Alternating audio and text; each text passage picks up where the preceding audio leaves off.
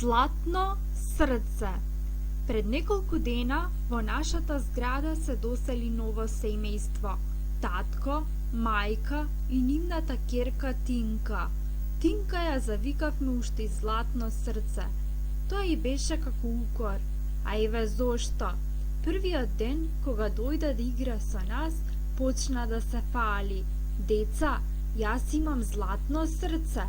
Еве го, татко ми го донесе од странство и на сите им го покажуваше синџирчето на кое беше обесен жолт привезок во форма на срце.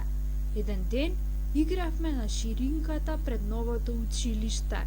Додека скокавме и трчавме, по тротоарот минуваше старица со две кошници во рацете.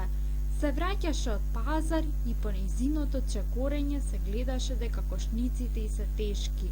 Ох, стенкаше. Рацете ми се откинаа. Кога наближа до нас, ги спушти кошниците на земја за да се одмори. Што не си зела само една кошница, рече Тинка. Две се тешки, а една полесно би ја носела. Ех, зошто де? Се жалеше старицата.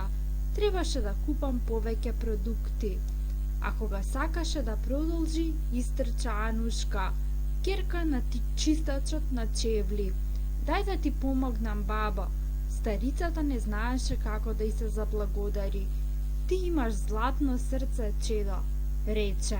Навистина имаш златно срце, повтори. Да не ми помогнеше, кој знае како ќе стигнев до дома.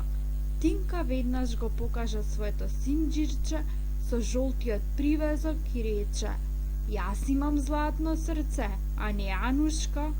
Но старицата не ја ни погледна, туку си продолжи по тротоарот.